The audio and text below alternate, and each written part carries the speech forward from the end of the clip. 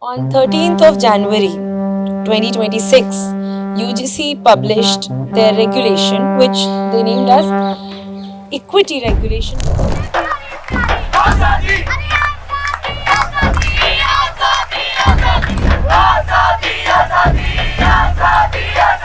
Is very important for the marginalized students in this country, basically the scheduled caste, scheduled tribes, and OBC.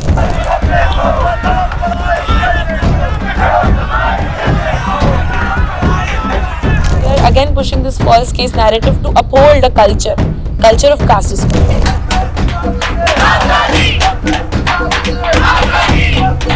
Very evident in our own everyday lives in various ways, and formulating a committee is not the only solution that is enough to tackle it.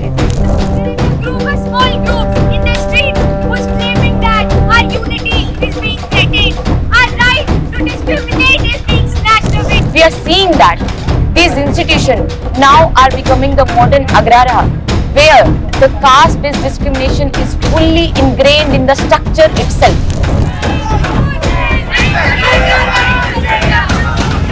Remembering the struggle of Baba Bhimrao Ambedkar.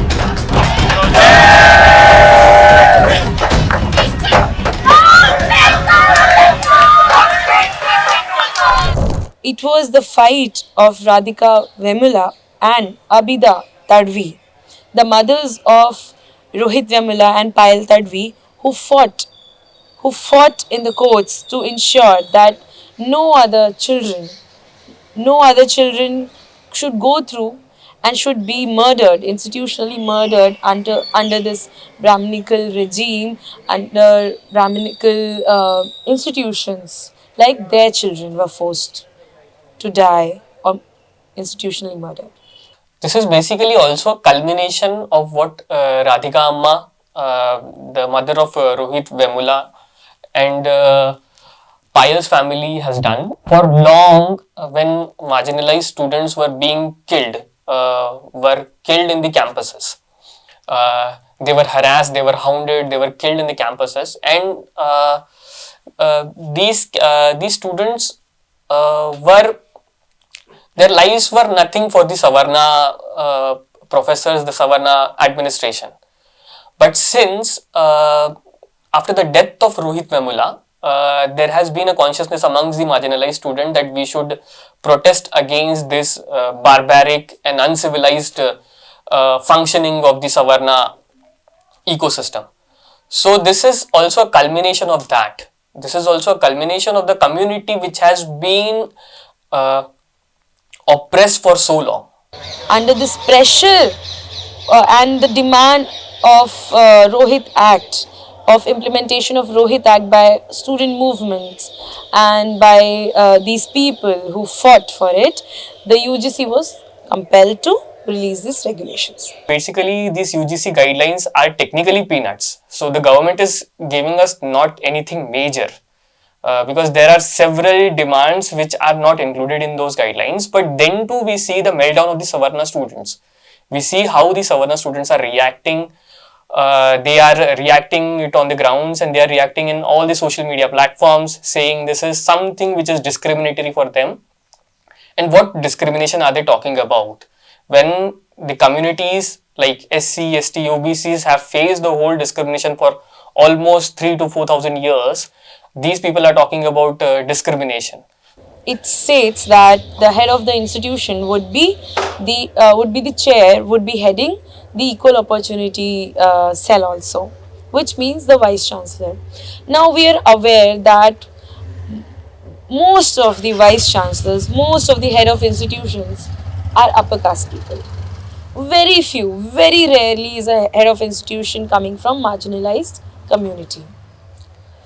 There is one welcome provision which is that it includes people, students, professors, staff from the OBC community also. That is welcomed. But you see, this provision does not. It should call caste discrimination caste discrimination. We see that the provision after it talks about ST students, SC students, OBC, PWD students, but then it also talks about EWS students. And we know that it is the upper caste students who are given admission under EWS.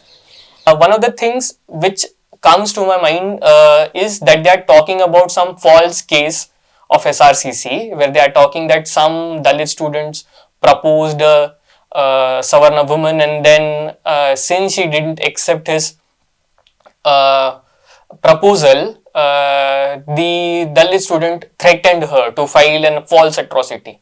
The SRCC, the college has already stated, officially stated, that no such case has happened, but all these lawyers and all these Savarna kids are spreading lies about this case, specifically this case and several other cases.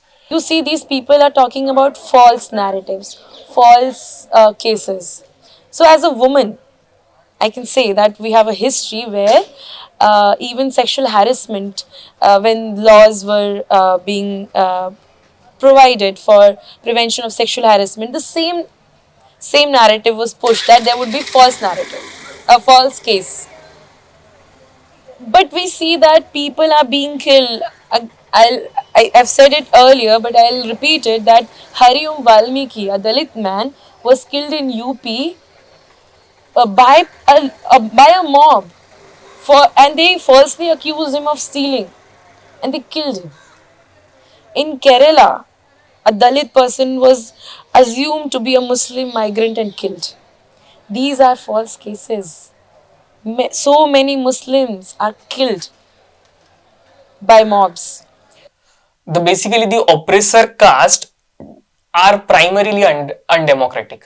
They don't want any sort of democratization in the education system. They want to roam scot-free by abusing the Dalits, the Adivasis and the marginalized group, the OBC sections, and then they just want to use caste slurs. For example, in the university which I study, JNU, there was a case where a Savarna student wrote caste slurs in the library, and then and then all the Dalit marginalized students gathered and protested against it, and then the student was the FIR was lodged against the student. So if we see that, if we see these regulations, they are not enough. They are too little. They are too late. And this vague regulation caused upper caste communities to get so insecure. Insecure of what? You should stop the discrimination. You should stop insulting people, stop humiliating people. There would be no trouble. It's as easy, as simple as that. The kith and the kin, the Brahmin kith and the kin, they'll all the sections, all the Brahmins will protect each other. And basically, what Ambedkar in Annihilation of Caste also says, that Hindu society or the Hindu society is basically, it produces consciousness of caste rather than consciousness of kind. So it is already a divided society. It's not something that these guidelines are being brought up and you are going to divide the students. The society is already divided. UGC guidelines, whatever peanuts it is giving, it is an attempt to just bring the society together. Similarly, we can see the court and we can see why these people are outraging so much, because they are again pushing this false case narrative to uphold a culture of caste discrimination, culture of keeping the institutions, keeping universities, keeping courts as their agraharas. They want, this culture is very precious to them, that is why they are fighting so much. But these are our campuses, we are students, we are studying here, and UGC regulations are for us. We will decide what kind of campus we want, and we want nothing less than Rohith Act. See, I do feel that okay, the UGC has definitely released a lot of guidelines that we'll formulate a committee, we'll formulate a body to resist the caste-based discrimination. But I feel that why do we often say that formulating a committee to tackle discrimination is the only solution? I feel that discrimination cannot be tackled by forming committees. Rather, it can only be tackled by sensitizing people and by raising awareness and by helping people to realize that walking on the path of empathy is the only solution. So I feel that they can definitely formulate a lot of committees. And first of all, I think they are not even addressing a lot of issues that have been faced by people with disability while appearing for UGC. So I've myself cleared NET JRF, and I've myself given attempts, and I do understand the inaccessibilities that prevail while appearing for this examination. And there are a lot of things, there are a lot of scope of improvement that UGC still needs to intervene. So I think UGC is still regulating with that understanding that discrimination is only caste based. But discrimination can be implicit, it can be subtle, and it can be very evident in our own everyday lives in various ways.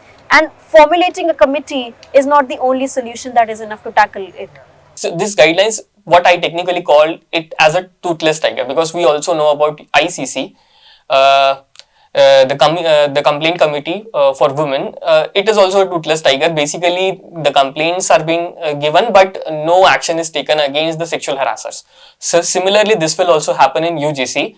The marginalized communities should protest against, and the recent stay also highlights the preponderance of the Brahmin, Baniya, Kshatriya in the Supreme Court. In these regulations, there are bit problematic loopholes. We will questions on that. But at least these regulations are very important because they are giving a redressal mechanism where a student can go to that committee and say that this is the discrimination happening. There is a proper mechanism also that how the 15 days they will take a complaint, they will form a committee, and these regulations are very important because these institutional murders which are happening, we have to stop that.